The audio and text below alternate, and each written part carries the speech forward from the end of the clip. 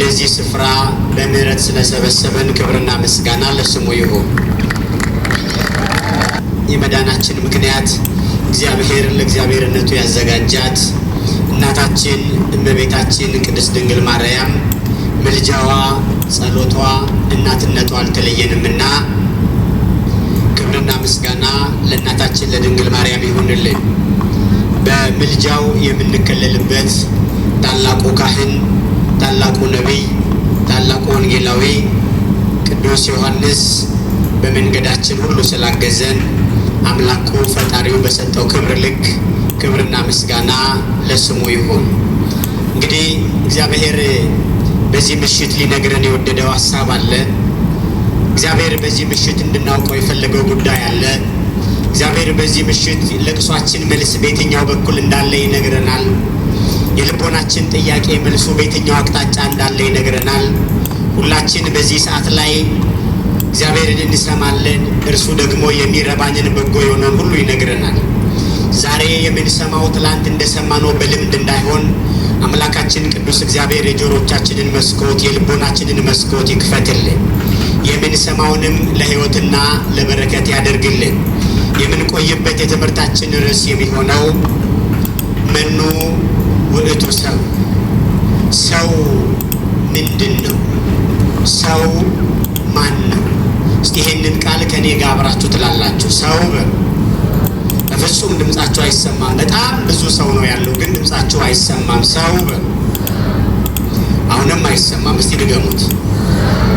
ምንድን ነው? በዚህ ሐሳብ ስር እንቆያለን። የምስጢር ባለቤት አምላካችን ቅዱስ እግዚአብሔር በዚያ ሰው ምንድን ነው? ሰው ማን ነው? ሰው የሆነው በምን አይነት ማንነት ውስጥ ነው? ሰው ተብሎ መጠራት የሚችለው ወይም ደግሞ ሰው ተብሎ ለመጠራት ምን አይነት ነገሮችን ማሟላት አለበት? በዚህ ምድር ላይ አለ ተብሎ የሚነገረን ምድሪቱን ሞላ ተብሎ የሚነገረን ይሄ 8.3 ቢሊዮን ደርሷል የሚባለው ሁሉ ፍጥረት ሰው ነው ወይ? በዚህ ሰዓት ላይ በተለያየ ስፍራና ሁኔታ የሚገኘው የሚገዛው፣ የሚሸጠው፣ የሚገለው፣ የሚያስረው፣ የሚገደለው፣ የሚታሰረው ይሄ ሁሉ በጠቅላላ ሰው ነው ወይ? ሰውነት ምንድን ነው? ሰውስ ራሱ ማን ነው? ክርስቲያኖች ይሄንን ሐሳብ እንደ መነሻ ስናደርግ በዚህ በዘፍጥረቱ የመጽሐፍ ቅዱስ ክፍል ላይ ታላቁ ሙሴ ሲነግረን በዚህ በዘፍጥረት ምዕራፍ 2 ቁጥር 7 ላይ አንድ የሚገርም መለኮታዊ ድምፅ እንሰማለን። እግዚአብሔርም አለ ሰውን በመልካችን እንደ ምሳሌያችን አድርገን እንፍጠር ሲል የእግዚአብሔርን ድምፅ በዚያ ስፍራ ላይ እንሰማለን። ሰው እግዚአብሔርን የሚመስል እግዚአብሔር አጀንዳ አድርጎ የፈጠረው ስናየው እግዚአብሔርን የምናይበት ስናየው እግዚአብሔርን የምንመለከትበት የእግዚአብሔር አጀንዳ የእግዚአብሔር ጉዳይ እግዚአብሔር አስቦ እንፍጠረው ብሎ የፈጠረው ወይም የሆነ ነገር ካከናወነ በኋላ ሳይሆን ሰውነትን ያመጣው ገና ከጅምሩ እስከ ፍጻሜው ድረስ ያዘጋጀው ልዩ ፍጥረት፣ ታላቅ ፍጥረት፣ ክቡር ፍጥረት ለመጀመሪያ ጊዜ የእግዚአብሔር በሰው ላይ ያለውን ክብር እግዚአብሔር በሰው ላይ ያለውን ዕቅድ እግዚአብሔር በሰው ላይ ያለውን ዓላማ ታላቁ ሙሴ በዚህ በዘፍጥረቱ የመጽሐፍ ቅዱስ ክፍል ይነግረናል። በዚያ በኋላ ተሻግረን ስንሄድ ታላቁ ዳዊት ለልጁ ለሶሎሞን የሚነግረው አንድ ድምፅ አለ። ዳዊት ንጉሥ ነው። የዙፋኑ ተረካቢ እንዲሆን ለሶሎሞን ሲነግረው አንሰማ፣ ወይም በሌላ መልኩ እንዲጓዝ ሲነግረው አንሰማ፣ ሌላ ነገር ሲነግረው አንሰማ። ለልጁ ደጋግሞ የሚነግረው አንድ ድምፅ አለ። ልጄ ሆይ ሰው ሁን ይለዋል። እስቲ ታላቁ ዳዊት ለልጁ ለሶሎሞን ያለውን ቃል ሁላችሁ በመንፈስ በሉ። ልጄ ሆይ በሉ እስቲ። አይሰማም ድምጻችሁ? ልጄ ሆይ በሉ። ምን ሁን? ምን ሁን? እንግዲህ አሁን ሁላችንም ከርቀት የምንመለከተው የሆነ ፍጥረት ሁለት እግር አለው፣ ሁለት እጅ አለው፣ እኔን የሚመስል ማንነት ያለው አንድን ነገር ሰው ብናይ አንድን ፍጥረት ብናይ ሰው እንደምንለው አይደለም የዳዊት ቋንቋ። ልጁ ሰሎሞን እኚህ ነገሮች ሁሉ ያሟላሉ። እኔና እናንተ የሆነን ነገር አይተን ሰው ነው ብለን የምንናገረው ነገር ሁሉ ሰሎሞን ላይ አለ። ግን ዳዊት ከዚህ ይለያል። ስለ ሰውነት እየነገረው ሰው ስለመሆን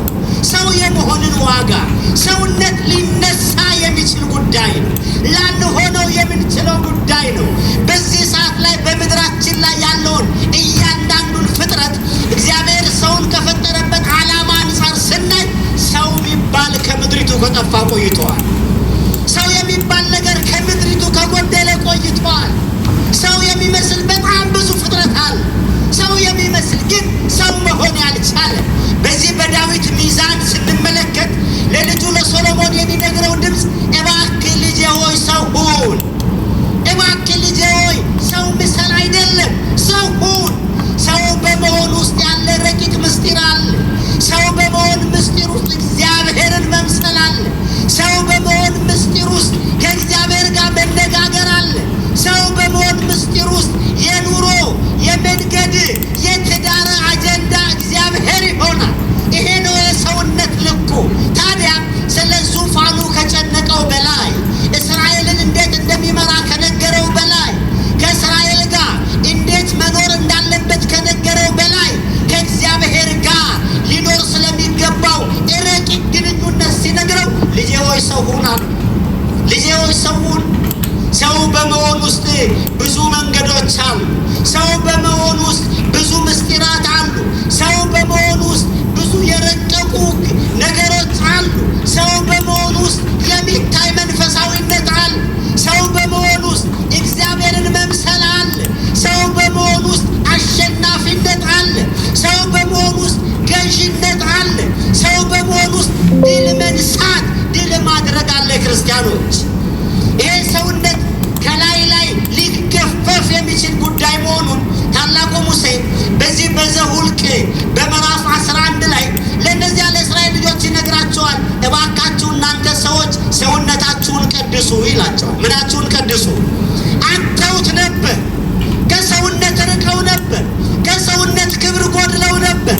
ሰውነት ከነሱ ረግፎ ነበር። ክርስቲያኖች ሰውነት ይረግፋል። ሰውነትን ታጣዋለህ። ሰውነት ካንተ ይለያል። ሰውነት ካንተ ይርቃል። ሰውነት ለሩቅ ሊሆን ይችላል፣ ላታስበው ትችላል። ብዙ ሰዎች አሉ፣ ተፈጥረው የቀሩ ሰዎች አሉ። እግዚአብሔር ተፈጥሮ ከመቅረት ይሰውረን። አሜን በሉ። ብዙዎች ተፈጥረው ቀርተዋል እኮ ገና በልጅነት ዘመናቸው ስብዕናቸውን ያጡዋሉ። ሰው መሆናቸውን ያጡዋሉ። ለምን? ሰው መሆን እግዚአብሔርን መምሰል ነው። እስራኤላውያን እግዚአብሔርን መምሰል ከድንኳናቸው ርቆ ነበር። እስራኤላውያን እግዚአብሔርን መምሰል ከትዳራቸው ርቆ ነበር። እስራኤላውያን ሰው መሆንን ስብዕናን ከኑሯቸው ላይ አጥተው ነበር። ክርስቲያኖች ታዲያ ሙሴ ነገራቸው፣ በእግዚአብሔር ፊት ለመቅረብ መጀመሪያ ሰው መሆን አለብህ። ከእግዚአብሔር ጋር ለመነጋገር መጀመሪያ ሰው መሆን አለብህ። እግዚአብሔር ዙፋን ፊት ለመቆም መጀመሪያ ሰው መሆን አለብህ። አንዱ ከእግዚአብሔር ጋር የምንነጋገርበት ቋንቋ፣ መንገዱ፣ ፓስዋርዱ መጀመሪያ ሰው መሆን ነው። ክርስቲያኖች ሰው መሆን ነው። ለዚህ ነው እግዚአብሔር ሁሉን ካዘጋጀ በኋላ ሁሉን ካመቻቸ በኋላ እርሱን የሚመስለውን ፍጥረት ፈጠረ። ማንን የሚመስል? አረ ንገሩኝ፣ ማንን የሚመስል? አረ ተናገሩ፣ ማንን የሚመስል? እግዚአብሔርን የሚመስል እርሱን የሚመስል ሁሉን ካዘጋጀ በኋላ ፍጥረትን እሑድ ጀመረ፣ ዓርብ አጠናቀቀ። ዓርብ ሲያጠናቀቅ ያጠናቀቀው እርሱን የሚመስል በፈጠረው ፍጥረት ላይ በፈጠራት ምድር ላይ ገዢ፣ መሪ፣ ኃላፊ ሆኖ እንዲኖር እርሱን የሚመስል የእሱን ደራሲ አድርጎ ሰውን እግዚአብሔር ፈጠረው። ታዲያ በዚህ በአዳም ማንነት ውስጥ የምናየው አዳም ሰው ሆኖ የኖረበትን ዘመን እናገኛለን። አዳም ሰው ሆኖ የቀረበበትን ዘመን እናገኛለን። አዳም ሰው ሆኖ ከእግዚአብሔር ጋር ሲያወራ እናየዋለን። አዳም ሰው በነበረበት ዘመን ላይ በእባብ ላይ ሰልጥኖ እናየዋለን። በአንበሳው ላይ ሰልጥኖ እናየዋለን። በመርዛማ ፍጥረታት ላይ ሰልጥኖ እናየዋለን። አዳም አንድ ቀን እባብን ሰማና ስብዕናውን አጣ። ሁላችሁ ንገሩኝ፣ ማንን ሰማና? አቤት! ብዙ ሰዎች ባልንጀሮቻቸውን ሰምተው ስብዕና ያጡዋል። ብዙ ሰዎች ጓደኞቻቸውን ሰምተው ሰውነትን ያጡዋል። ብዙ ሰዎች ዘመዶቻቸውን ሰምተው ከስብዕና የጎደሉ አሉ። ክርስቲያኖች ከስብዕና እንዳንጎድል እርሱ እግዚአብሔር ይጠብቀን። ታዲያ አዳም ሰይጣንን ሰማ። አያችሁ፣ እግዚአብሔርን ከመምሰል የምንጎልበት አንዱ ነገር እግዚአብሔር የነገረንን ትተን ሰይጣን የነገረንን ስንሰማ ነው። ለዚያ እኮ ነው በየቢሮ በየመስሪያ ቤቱ እኮ አሉ። እግዚአብሔር የነገራቸውን እየተው በየደቂቃው ሰይጣን የነገራቸውን የሚሰሙ አሉ። በየድርጅቱ በተለያየ የዓለማችን ክፍል ላይ እግዚአብሔር የነገራቸውን እየተው ሰይጣን የነገራቸውን ደጋግመው የሚሰሙ አሉ። አንዳንዴ ፈትሹ። ማን የነገራችሁን ነው የምትሰሙት? ከማን ጋር ነው የምትውሉት? አዳም አንድ ቀን ሚስቱ ሰይጣንን ሰምታ መጣች።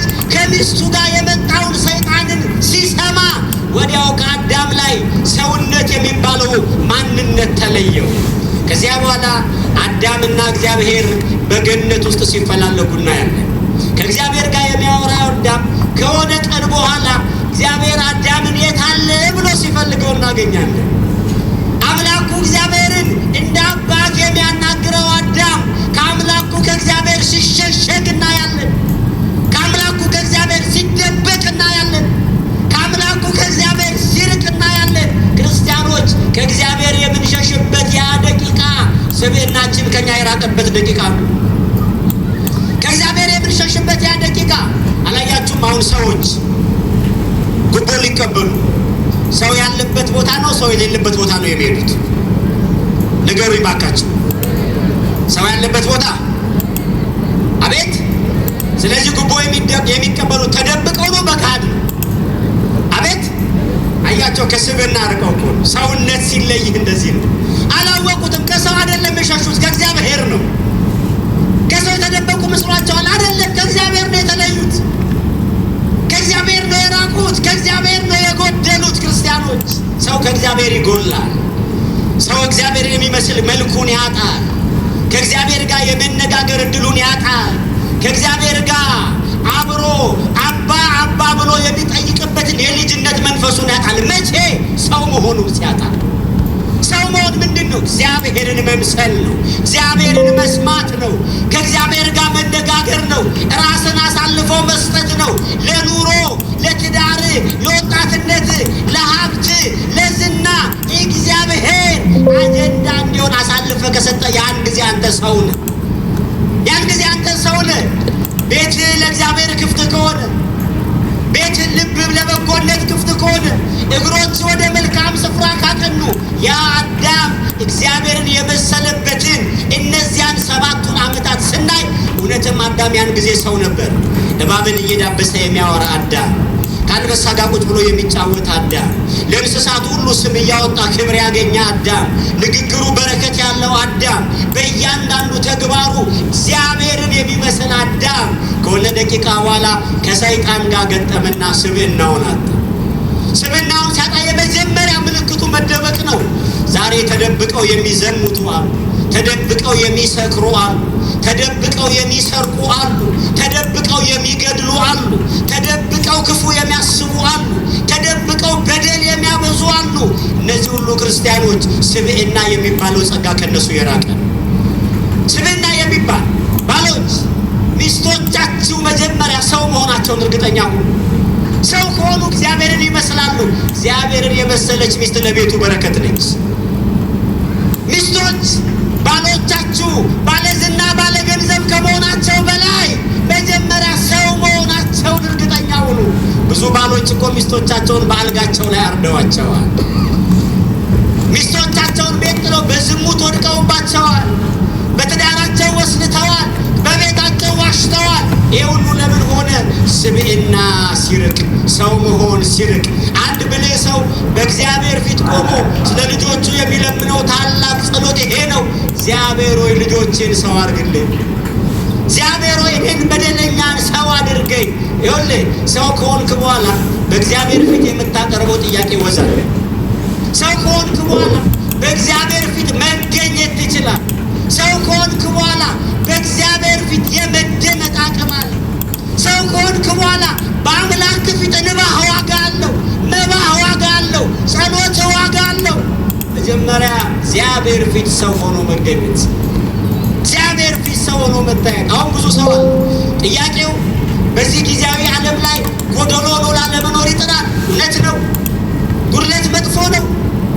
ግን ለዚያ ሁሉ ጥያቄ መቅደም ያለበት መጀመሪያ ሰው ሆኖ በእግዚአብሔር ፊት መገኘት ነው። ክርስቲያኖች ሰው ሆኖ መገኘት። የታላቁ ዳዊት ንግግር አይገርማችሁ? ለዚያ ብልህ ለሆነው ልጁ፣ ጠቢብ ለሆነው ልጁ፣ አስተዋይ ለሆነው ልጁ ሰውነት ከማስተዋል እንደሚበልጥ ሲነግረው እናያለን። ሰውነት ከጥበብ እንደሚበልጥ ሲነግረው እናያለን። ሰውነት ከአባቱ ከሚወርሰው ስልጣንና ዙፋን ሲበልጥ እናያለን። ክርስቲያኖች ሰው እንድንሆን እርሱ ይርዳል። ይህ ቅዱስ ጳውሎስ ለዚያ ለጢሞቴዎስ እንዲሁም ደግሞ ለቲቶ ለሁለቱ በተደጋጋሚ በላከው መልእክቱ ላይ ስለ ሰውነት ይነግራቸዋል። እስቲ ሁላችሁም ንገሩኝ፣ ስለምን አልኳችሁ?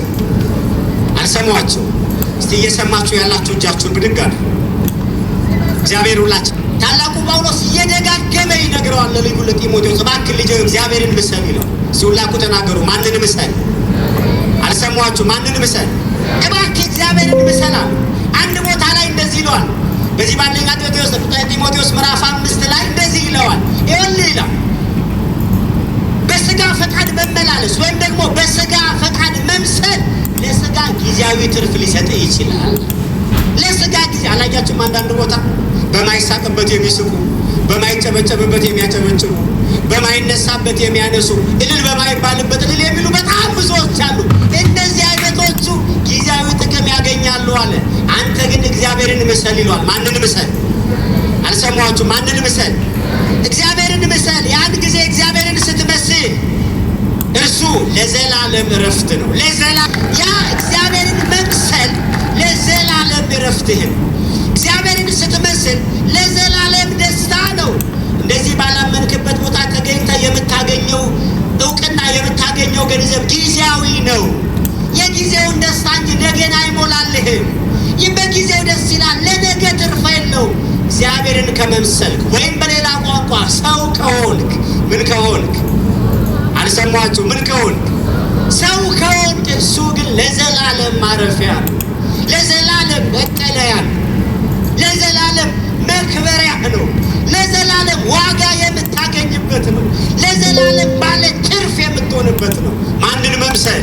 እግዚአብሔርን መምሰል። ክርስቲያኖች እዚህ ሞት በበዛበት ዓለም፣ ስቃይ በበዛበት ዓለም፣ ሰውነት በጎደለበት ዓለም፣ ሰውነት ዋጋ ባጣበት ዓለም ላይ፣ ሰው ሁሉ ስብዕናውን ጥሎ ለማንሳት እንኳን በማይጣደፍበት ዓለም ላይ ሰው መምሰል የዚህን መከራ ለበዛበት ዓለም ድልድይ እየገነቡ ወደ ስኬት መሻገር፣ ሰውነት በዚህ ሞት በበዛበት ዓለም መትረፊያ ማበጀት፣ ሰው መሆን በዚህ ዘመን ላይ እግዚአብሔርን መስሎ ክፉን ነገር እየረገጡ የሚኬድበት ትልቅ ምስጢር ሰው መሆን ነው። ክርስቲያኖች በዚህ በሉቃስ ወንጌል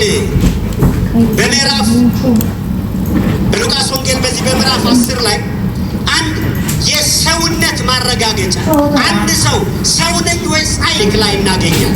እግዚአብሔር ከሁላችን ጋር ይሁን። በዚህ መጽሐፍ ቅዱስ ክፍል ላይ ሰውነት ምንድን ነው? ሰው ማንን ይመስላል? ሰው ለመባል ምን አይነት ነገር ሰው በልቡ ማሟላት አለበት? ይህንን ታሪክና የና ትምህርታችን እናጠቃልላለን። አምላካችን እግዚአብሔር የምንሰማውን ለሕይወት ያደርግልን። በዚህ በሉቃስ ወንጌል በምዕራፍ 10 ቁጥር 30 ላይ አንድ ታሪክ እናገኛለን። አንድ ሰው ከዚህ ከኢየሩሳሌም ይነሳና ወደ ኢያሪኮ ወረደ ይላል። አንድ ሰው ከኢየሩሳሌም ወደ ኢያሪኮ ወረደ ይላል። ታዲያ ይህ ሰው ከኢየሩሳሌም ተነስቶ ወደ ኢያሪኮ ሲወርድ አንድ ነገር ይገጥመዋል። ወንበዴዎች ያዙት ይላል። እስቲ ሁላችሁ ንገሩኝ፣ ምኖች ያዙት? አልሰማችሁ? ወንበዴዎች ያዙት። ብዙ ጊዜ የሚወርዱ ሰዎች ለወንበዴ ተላልፈው ይሰጣሉ። እግዚአብሔር ከመውረድ ይሰውራቸው። መውረድ በጣም መጥፎ ነው። በዚህ ሰዓት ላይ በየሰፈሩ ብትሄዱ ሰው ከስብዕና ወርዶ ዘረኛ ሆኖ፣ ሰው ከስብዕና ዓለምን ግዛ የተባለው ሰው የሆነ መንደር ውስጥ ታገኙታላችሁ። ዓለም ያንተ ነች የተባለው፣ ዝራበት፣ ነግድበት፣ አትርፍበት የተባለው ሰው የሆነ ወንዝ ስር ተደብቆ ታያላችሁ። እንደዚህ አይነት መውረዶች ለወንበዴ አሳልፎ ይሰጣሉ። ታዲያ ይህ ሰው ከኢየሩሳሌም ወደ ኢያሪኮ ወረደ ይላል። ታዲያ ከወረደ በኋላ ወንበዴዎች ያዙት፣ ደበደቡት። ወንበዴዎች ምን አደረጉት? ደበደቡትና በሞትና በሕይወት መካከል ጥለውት ሄዱ ይላል። ይህ ሰው መጣው ከኢየሩሳሌም፣ የወደቀው በኢየሩሳሌምና በኢያሪኮ መካከል ላይ በዚያ መንገድ ላይ ነው የወደቀው። ታዲያ በዚህ ታሪክ ውስጥ የምናገኛቸው በጣም ብዙ ፍጥረታት አሉ። ሰው የሚመስሉ ግን ሰው ያልሆኑ፣ ሰው የሚመስሉ ሲራመዱ ሰው ይመስላሉ፣ ግን ስብዕና ከልባቸው የጎደለ ሰው እናያለን። የመጀመሪያ ይሄ ሰው ታሞ በወደቀበት በዚያ መንገድ ላይ ይሄ ሰው ደምቶ በወደቀበት፣ ይሄ ሰው ቆስሎ በወደቀበት፣ ይሄ ሰው በሞትና በሕይወት መካከል ትንፋሽ እያጠረው በእንባና በለቅሶ መካከል ከዚያ ሁሉ በራቀ የወደቀበትን አያቅ፣ ያለበትን አያቅ። ልብሱ ተገፏል፣ እርቃኑን ነው። ደሙ ፈሶ አልቋል። ገላው ተለውጧል። ፊቱ ሌላ መልክ ይዟል። በዚህ መካከል ላይ አንድ ካህን በዛ በኩል አለፈ ይላል። ሁላችሁም ንገሩኝ፣ ማን አለፈ? አልሰማችሁ? ማን አለፈ? ገርማችኋል። ጌታ ይህን ታሪክ ለዚያ ለጸሐፊ ሀገሩ ሲነግረው ካህኑ አየውና ጥሎት ሄደ። አየውና ምን አለ?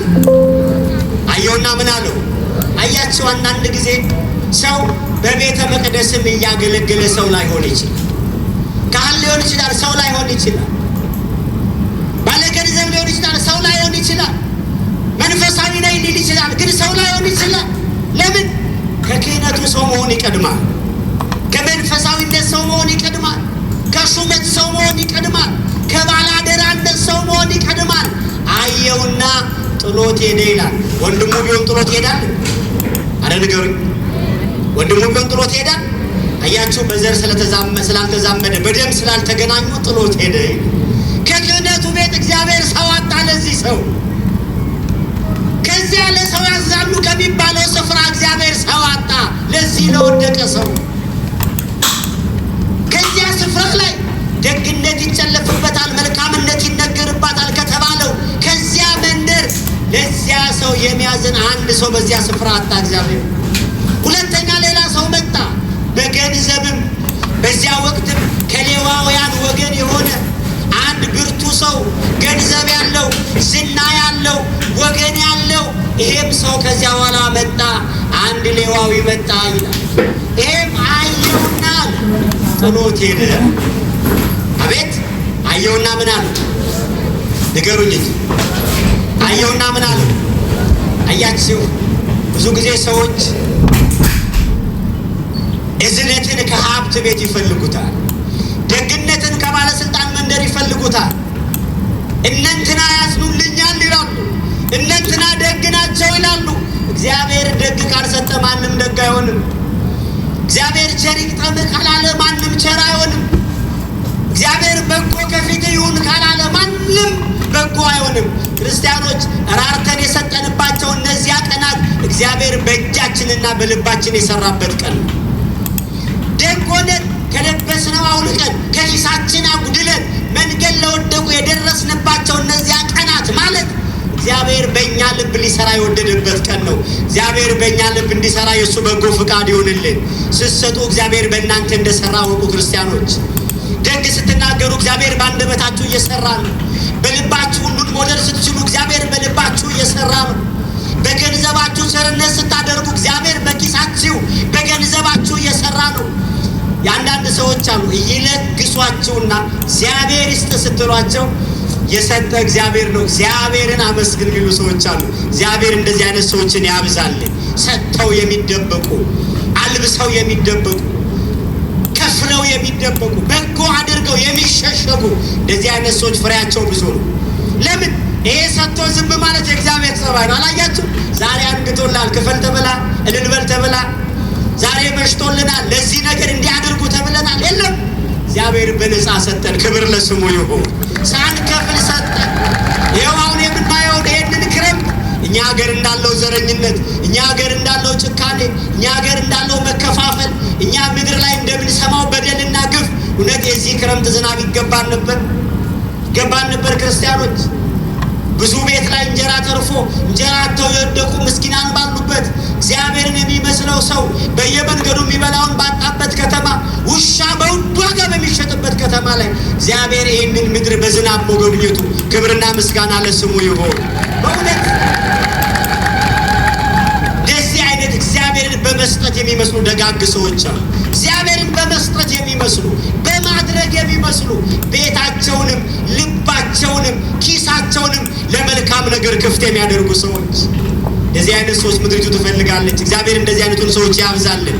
ሶስተኛ አንድ ድሃ መጣ ይላል። አንድ ድሃ መጣ፣ ሩቅ መንገድ የሚጓዝ ድሃ፣ በጣም የቸኮለ በፈጠነው በቅሎ ሳይሆን በትንሿ አህያ የሚጓዝ ለመንገዱ ምንም ዋስትና የሌለው መርዝ ቢገጥመኝ እባብ ቢነድፈኝ ብሎ የወይራ ዘይትን በእቃው ይዞ ኪሱ ላይ ምንም ገንዘብ የሌለው 2 ዲናር ብቻ ያንጠለጠለ አንድ ድሃ በዛ መንገድ መጣ። ይሄ ሶስተኛው በዛ መንገድ ያለፈ ሰው ነው። ይሄ ሰው መጣና በዚያ ሊያልፍ ሲል ይህንን የወደቀ ፍጥረት አየው። የመጀመሪያው የሰውነት ምልክቶችን በዚህ ድሃ እናያለን። የሰውነት መገለጫዎችን በዚህ ምስኪን ሰው እንመለከታለን። ክርስቲያኖች፣ የመጀመሪያው አየና አዘነለት ይላል። እስቲ ሁላችሁ ምን አለ? እስቲ ባካችሁ አዘነለት በሉ። እስቲ ድገሙት። ዛሬ ምድራችን በጣም የሚያዝኑ ሰዎች ጠፍተውባታል። በሰው መከራ የሚያዝኑ ሰዎች የሉ። በዚህ ምድር በሰው ስቃይ የሚያዝኑ ሰዎች የሉ። በፌስቡክም ቢሆን የዳን መሞት RIP ካሉ በቂ ነው። ከዛ በላይ የለም። በቃ ረስት ኢን ፒስ ነው በቃ ዘመኑ።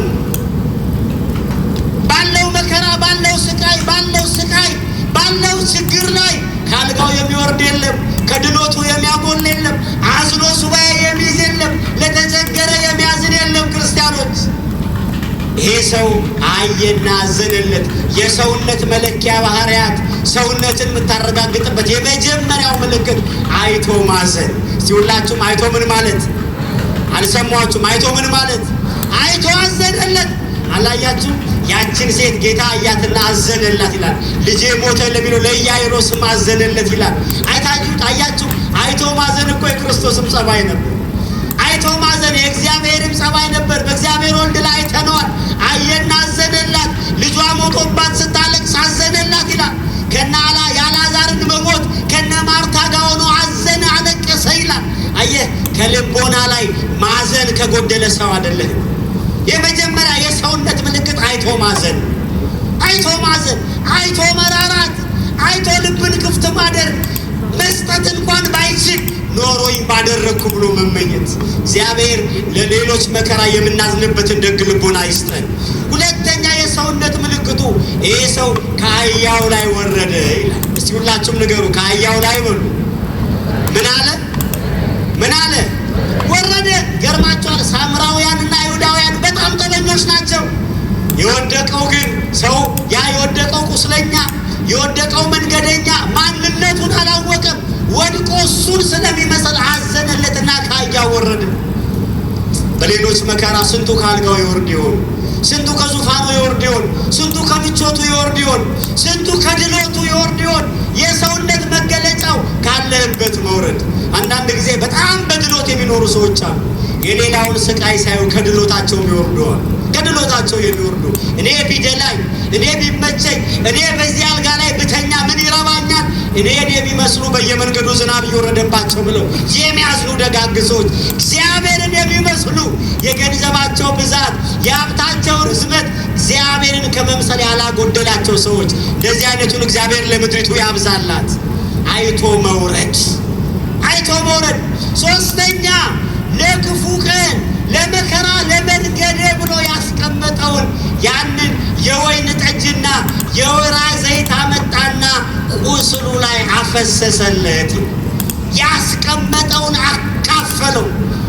ያስቀመጠውን አወጣና ሰጠው። ክርስቲያኖች፣ ሶስተኛው የሰውነት ምልክት ያለውን በሉ እስቲ፣ አረ ተናገሩ። ምን አለው? አካፈለው። የራሱን እንዴ ከፊት ለፊት እኮ ረዥም መንገድ ይጠብቀዋል። ከቁስለኛ ጋር ማን ይታገላል? አመጣና የእርሱን የወይራ ዘይት አመጣና ቁስሉ ላይ አፈሰሰ። ያለን አውጥቶ ማካፈል፣ ያለን አውጥቶ መስጠት። ያለን እኔ ዛሬ ሞልቶልኛል፣ እገሌ ግን ጎሎበታል። የኔ ሙላት በሱ ሙላት ነው እንጂ የሚታየው እርሱ ጎሎበት እኔ ቢሞላልኝ ምን ያደርግልኛል ብሎ ማሰብ።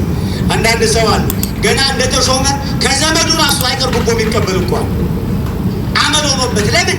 ነገ ሶርዳታለሁ ብሎ አይደለም ያለውን ሊያካፍል፣ አይደለም ያለውን ሊሰጥ፣ አይደለም ያለውን ለሌሎች ለማድረግ ይቅርና ዘመዱን ሳይቀር የሚበላል እኮ ክርስቲያኖች። ከስብና የራቀ ከበጎነት የራቀ እግዚአብሔርን ከመምሰል የራቀ እንደዚህ አይነቱን እግዚአብሔር ያርቅልህ፣ ልቦና ይስጥልህ። እንደዚህ አይነት ሰዎች በጣም ክፉዎች ናቸው። ሰው አይደሉም፣ ሰው ይመስላሉ። ታላቁ ዮሐንስ አፈወርቅ እንዳለው ይበላሉ ግን ሰው አይደሉም፣ ይጠጣሉ ግን ሰው አይደሉም፣ ይራመዳሉ ግን ሰው አይደሉም። ሲበሉም እንደ አውሬ ነው፣ ሲጠጡም እንደ አውሬ ነው። ሰው የሚመስሉ ግን ሰው ያልሆኑ። እስቲ ቤታችሁን ፈትሹ። ስንት ሰው አለ፣ ስንት አውሬ አለ ቤታችሁ ላይ? ጎረቤታችሁ ላይ ስንት ሰው አለ፣ ስንት አውሬ አለ? ከስሜና የጎደለ። በሶስተኛ ደረጃ ላይ ያለው ለሱ ያደረገውን አካፈለው። አራተኛ የስምና ማረጋገጫው ሰውየውን ተሸከመና በሱ አህያ ላይ አስቀመጠው ይላል። እስቲ ሁላችሁም ተናገሩ፣ ሰውየውን በሉ። ተሸከመውና በራሱ ማረፊያ አስቀመጠው። እንደዚህ አይነት ደጋግ ሰዎችን በመንገዳችሁ እግዚአብሔር ያቆምላችሁ። እንደዚህ አይነት ደጋግ ሰዎች የራሳቸው ላይ የሚያስቀምጡ አይታችኋል። አንዳንድ ሰዎች አሉ ቤታቸው ድግስ ይደግሳሉ። ትልቅ ድግስ ይደግሱና ሳሎኑ ላይ የሚቀመጡ ዘመዶች ናቸው። ደና ደና ሳህን የሚሰጠው ለዘመድ ነው፣ ግን እኮ ስሙ ማህበር ነው ወይም ደግሞ ዝክር ነው። ስሙ እንደዛ ነው። ዳው ከበር ላይ በፔስታል ተሸኝቷል። ይሄ ማህበር አይደለም፣ ይሄ የቤተ ዘመድ ጉባኤ። እንዲህ ማታለል አይቻልም። እንደዚህ አሉ ብዙ እንደዚህ የሚያደርጉዋል። አንድ ማህበር ላይ የቅዱስ ገብርኤልን ማህበር የሚጠጡ ሰዎች አሉ። ከቃሉ ጋር ናችሁ? የምትሰሙ እጃችሁን አሳዩ። እግዚአብሔር ሁላችንንም ይስማ፣ የምንሰማውን ለሕይወት ያደርግልን። ታዲያ አንድ የመልአኩ ውለታ የበዛበት አንድ ሰው ይመጣና እንደው መልአኩ ከመንገዴ ሁሉ ቀድሞልኛል፣ ከሞት አስመልጦኛል፣ እሱን መዘከር አለብኝ ብሎ ማህበር ይፈልጋል። ያፈላለገ ሴት አንድ ማህበር ላይ ይደርሳል። የቅዱስ ገብርኤል ማህበር ነው ስሙ። ገብቶ ሲያየው በጣም የሚገርም ማህበር ነው። ድግሱን በግራ አየ፣ ምኑን በዚህ አየ፣ ያንን በዚህ አየ እና ሙሴውን አስጠራውና ጠየቀው፣ እባክህ እኔ መልአኩ ፍቅር የበዛብኝ ነኝ፣ መልአኩ ለእኔ በጣም ደርሶልኛል፣ ልዘክረው እወዳለሁ፣ ልገኝ እወዳለሁ በእሱ ማህበር ላይ እባክህ አስገባኛል። የማህበሩ ሙሴ የተባለው ይሄ ማህበር እንዳየው ነው። በትንሹ የቅዱስ ገብርኤል ዕለት ላይ 5 ፍየል እናርዳለን አለ። ስንት ፍየል አረ ንገሩኝ። ምን አነሰ እንዴ? ቦሌ ላይ አነሰ? ስንት ላርገው? 10 ላርገው? አነሰ እንዴ? እና 5 ፍየል ከዚህ አሳለው ና እንደምታየው ነው። መጠጡም እንደዚህ አሁን እንደዚህ ይሄን ምትችል ከሆነ መግባት ትችላለህ ወይ? ነው የቀን ሰራተኛ ነኝ። ይሄንን የምችልበት አቅም የለም። እስከ ዛሬ ትዳር ከመሰረትኩት ጀምሮ ራሱ እኔ ቤት የታረደው ፍየል ቢቆጠር 5 አይሞላም። ስለዚህ ይቅርብኝ፣ በቃ አልቻልኩም፣ እንዲህ አቅም የለኝም አለ። በቃ እንደዛ ካልሆነ አቅም ስለሌለ ከኛ ማህበር ጋር አብረ መቀጠል አትችልም። ያለቀሰ ከዚያ ማህበር ወጣና በመንገዱ ያለቀሰ ሄደ። መልአኩ የት ልዘክር? ቤቴ ልዘክር ወይስ አንተን ከሚወዱ ጋር ያለቀሰ ሲጓዝ ቅዱስ ገብርኤል በመንገድ አገኘው። ቅዱስ ገብርኤል በመንገድ ያገኘ በመንገድ አገኘው። ወዳጄ ለምን ታለቅሳለህ አለው። የኔ ደግ መልአክ ልዘክር ፈልጌ ነበር፣ በዚያ ማህበር ላይ ሲሄድ አቅም ስለሌለ አትችልም አሉኛል። ወዳጄ አትፍራ፣ በዛ ማህበር እንኳንም አልገባ ነው። ለምን ሲለው ያን ማህበር እኮ ነው ያላቀውም ማለት። ያን ማህበር ማን አያውቀውም? ማን አያውቀውም? ቅዱስ ገብርኤል አያውቀውም።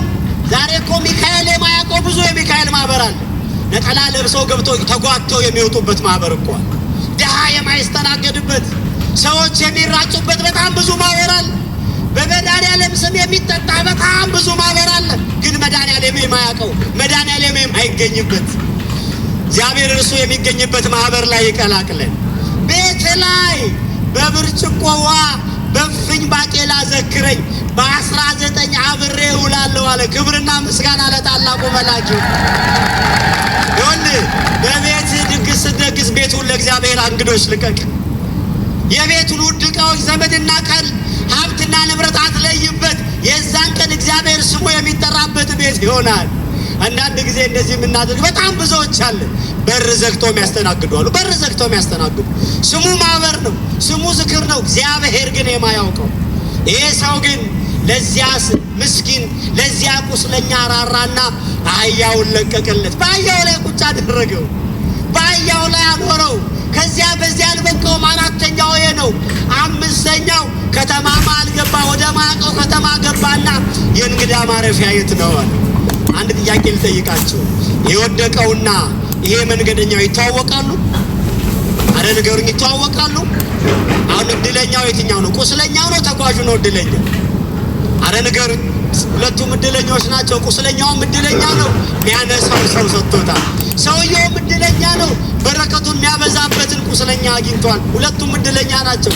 መንገድ ላይ ድሃ አግኝታችሁ ስትመጽውቱ ድሃው ደስተኛ የሆነ እንዳይመስላችሁ፣ ድሃው እድለኛ የሆነ ብቻ እንዳይመስላችሁ። ድሃው በመቀበሉ የእናንተን ዋጋ፣ የእናንተን እድሜ፣ የእናንተን በረከት ያበዛል። ታላቁ ዮሐንስ አፈወርቅ እንደዚህ ይላል። ወደ ቤተ ክርስቲያን ስትመጣ አለ ቤተ መቅደሱ በር ላይ ተደርድረው የሚቀመጡ ድሆች መካከል ክርስቶስን ካላገኘኸዋል መቅደስ ገብታ አታገኘውም ማለት። የት ካላገኘው? አረ ንገሩኝ፣ የት ካላገኘው? ድሆቹ መሃል ካላገኘው፣ ቁስለኞቹ መሃል ካላገኘው ክርስቶስን መቅደስ ገብታ አታገኘው። አያችሁ ክርስቲያኖች፣ ልናስቀድስ እየመጣን መንገድ ላይ ሁሉ እየተጣላ የሚመጣ ሰው እንኳን እየተደባደበ መጥቶ ግቢ ሲገባ ክርስቲያን የሚሆን ሰው አለ። መንገድ ላይ የደበደብከውን ክርስቶስን መቅደስ ገብታ አታገኘው። ሁለቱም እድለኞች ናቸው። ሁለቱም ባለ ዋጋ ናቸው። ይሄ ሰው ይዞት በየሰፈሩ ዞረ። የእንግዳ ማረፊያ የት ነው አለ። የእንግዳ ማረፊያ የት ነው አሳዩኝ አለ። አንድ ቤት አገኘ። ገባና ሰጥቶት አልወጣም። ክርስቲያኖች ሲጠብቀው አደረ ይላል። ንገሩኝ፣ አምስተኛውን ሲጠብቀው በሉ ምን አለ? አረ ንገሩኝ፣ ሲጠብቀው ምን አለ? ሲጠብቀው አደረ። ማን እንደሆነ እኮ አያውቅም፣ ምን እንደሆነ እኮ አያውቅም።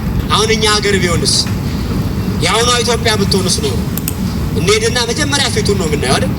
ከዛ እንተነበያለን። የትኛው ብሔር ሊሆን ይችላል እንላለን። ነቅቶም ትንፋሽ ካለው ከየት ሀገር ነህ ነው የምንለው። ምን አመማ አንለው። እግዚአብሔር ሰው ያድርገን። አረ አሜን በሉ። እግዚአብሔር ምን ያድርገን? አረ ተናገሩ። እግዚአብሔር ምን ያድርገን? እግዚአብሔር ሰው ያድርገን። በእውነት እግዚአብሔር ሰው ያድርገን። ሰውነት ከኛ ርቋል። ከበጎነት ጎለናል። በወንዝ ተለያይተናል። በተራራ ተከፋፍለናል። ያለንን ከመሰብሰብ አልቆምንም። የድሃውን መከራ አላየንም። ባለ ገንዘቡ እንዲበዛለት እንጂ ሰውን ማየት ትቷል። ባለ ገንዘቡ ስለሚገነባው ሕንፃ እንጂ ክርስቶስ የሞተለትን ሰው ከዘነጋ ቆይቷል። ያጠራቀምከው ገንዘብ አንዳንድ ጊዜ መታከሚያ ይሆናል። ቤት ለሐዘን ብቻ የሚከፈትበት ቀን ይመጣል። ውዱ አልጋ የምትገነዝበት ሊሆን ይችላል። ሰው ከሆንክ ግን መሬቱ ይጣፍጣል። ሳሩ ከምቾት በላይ ነው። አየሩ ጤና ነው። ሰው ሁሉ ዘመድ ነው። እግዚአብሔር ሰው ያድርገን። ሲጠብቀው አደረ ይላል። ሲጠብቀው አደረ። አያውቀውም እኮ እናንተ። ካህኑ እኮ ያለፈው ነው። ይሄ ቁስለኛ ያ ዝምኛ ሌዋዊ እኮ ያለፈው ነው። ይሄ ድሃ ግን ራራልን። እግዚአብሔር የሚራራ ሰው ወደ ትዳራችሁ ይላክላችሁ። እግዚአብሔር የሚራራ ሰው ወደ ምድራችን ይላክልን። እግዚአብሔር የሚራሩ ሰዎችን ወደ ዙፋን ላይ ይላክልን። የሚራሩ ሰዎች እግዚአብሔርን ይመስላሉ። የሚራሩ ሰዎች እግዚአብሔርን ይመስላሉ። ክርስቲያኖች አይታችኋል። በዚህ በኮሮና ወቅት ላይ ብዙ ሰዎች ምን አደረጉ መሰላችሁ? ገንዘብ ያላቸው ሰዎች የልጆቻቸውን መኝታ ክፍል ራሱ ሳይቀር በእህል ሞሉት። በእህል በቃ የተገኘ ክፍት ነገር ሁሉ በእህል በቃ። በዚህ በኮሮና ወቅት ላይ ምን ነው ብትሏቸው፣ እንዴ የለም እኮ ሰው ሊያልቅ እኮ ነው። እኔ ኮሮና እኮ ከበዛ ገበሬውን ይጨርሰዋል፣ በቃ አለቅን። እኔ ግን ግራም ይገባኝ ሰው ሁሉ አልቋውን ያ ቤተሰብ ቢተርፍ ምን ያደርገዋል? ሲልንገራችሁ ባል ሚስት እና 2 ልጆች 4 ሆነው ድፍን አዲስ አበባ ብትሰጣቸው የት ይሄዳል? ንገሩኝ እስቲ የት ይሄዳል? አያችሁ አይደል? ቦሌን ቦሌ ያደረገው ሰው ስላለ፣ መርካቶን መርካቶ ያደረገው ሰው ስላለ፣ ሰው ከሌለ ማንም ዋጋ የለው። ገንዘብ ዋጋ የለው። ካሬ ሜትር 200 ሺህ ብር የገባው ሰው ስላለ ነው። ድፍን ከተማ ቢለቀቅልህ የት ሄደህ ትኖራለህ? እግዚአብሔር አሁንም ወደ ስብዕና ይመልሰ። ይሄ ሰው ሌሊቱን ሙሉ ሲጠብቀው አደረ። ሲጠብቀው አደረ። ሲቆስል እያገላበጠው፣ ቁስሉ ላይ ዘይት እያፈሰሰ፣ አይዞ እያለው፣ ትድናለህ እያለው፣ ትተርፋለህ እያለው፣ ቸር እየነገረው፣ ሁላችሁም ተናገሩ ቸር በሉ። እየነገረው ምን እየነገረው አሁን ደግሞ ከስብዕና የመለየት አንዱ ምልክቱ ቸርነት መስማት አለመፈለግ፣ በጎ ነገር። አሁን ዩቲዩቡን ተመልከቱ። እገሌ ዳነ 4 ሰው አያየው። አሁን እነዚህ ሁሉ ዩቲዩበሮች የለቀቁትን ስብከት ብታዩት አሁን ከዚህ መሃል ላይ ጆሮ ገብ ነገር ይፈልጋሉ። ከዚህ ሁሉ መካከል ሞተው የሚል ወይ ርዕስ ያደርጉታል። ለምን መሰላችሁ? ዳነ ሰው ያይማ ምን ያርጉ? ተረፈ ሰው ያይማ። ተመልከቱ፣ ሞተ ይላቸዋል። ሞተን ለማየት ሰው ሲሽቀዳደም እግዚአብሔር ዳነ የሚለውን እንድንሰማ ይፍቀድልን። ከስብዕና ስትጎድል አንዱ መከራ መስማት ነው የምትፈልገው። ሞት መስማት ነው የሚያስደስት። ሲጠብቀው አደረ። አምስተኛ ነው። ስድስተኛው በነጋታው ተነሳ። በነጋታው ተነሳና ለባልጋ ቤቱ እንደዚህ ብሎ ነገረው። እባክህ አለው ይህን ሰው ጠብቅልኝ፣ ተንከባከብልኝ አለውና ስድስተኛው ያለውን ሁሉ ሰጠው ይላል። ሲሁላችሁም ያለውን በሉ። አረ ተናገሩ፣ ያለውን በሉ። ሁሉ ሰጠው። ያለውን ሁሉ ምን አደረገ? አሁን በዛሬ ጊዜ ያለውን ሁሉ መስጠት ሞኝነት ነው። ፋራና ነው እንደሚለው ፋራና ነው እንደሚለው ሰው ያለውን ሁሉ ቢሰጥ ያለንን እንድናካፍል ደግ ልቦና ይስጠን። ብዙ ሰው ማያውቀው ጃኬት ቤቱ አለ። ለሰው ለድሃ ሊሰጥ ግዝል ያማዋል። ብዙ ሰው የማያውቀው ነገር ቤቱ አለ። የማያውቀው ጫማ አለ። የሚሻግት እንጀራ አለ። ወጥቶ እንዳይሰጠው ሰው አይደለም። ከስብዕና ጎሏል። ሰይጣን ይከለክለዋል። ለምን? ከሰጠ ሰው ሊመስል ነው። ሰው ሊሆን ነው። ከሰጠ ሰው ሊሆን ነው። ሰው ከሆነ ደግሞ ማንን ሊመስል ነው? አረ ንገሩኝ፣ ማንን ሊመስል ነው? አረ ንገሩኝ፣ ሰው ከሆነ ማንን ሊመስል ነው? እግዚአብሔርን እንድትመስል ደግሞ ሰይጣን አይፈልግም። አወጣና ኪሱ ላይ ያለችውን 2 ዲናር ሰጠው። አቤት ምን አይነት መልካም ሰው ነው! አሁን ሩቅ ሀገር ልሄድ ነው አለ። ከፊት ለፊት እኮ መንገድ አለ። ያለውን ሰጠ። ለምን? በጎ ስትሰጥ እግዚአብሔር በመንገድ ይቀድማል። እግዚአብሔር በመንገዳችን ይቅደምልን። አሜን በሉ። ማን በመንገዳችን ይቅደም? እግዚአብሔር አለ ብሎ ሰጠ። ይህን መቅደስ ያነጹ ሰዎች ድሆችም ነበሩበት። እግዚአብሔር ይሰጠናል ብለው ነው ይህን መቅደስ ያነጹት። በኢትዮጵያ የሚገኙትን ብዙ አብያተ ክርስቲያናት ድሆች ሰርተውታል። ከትርፋቸው አይደለም ከዋናቸው ሰጥተው ሰርተዋል። ስድስተኛው እንደዚህ ያደረገ። ሰባተኛው ሲነግረው ለሰውየው ምን አለ? አክመው አለ። ሰባተኛው ስመለስ አለ። እስቲ ሁላችሁም ስመለስ በሉ። የጎደለውን እመልሳለሁ።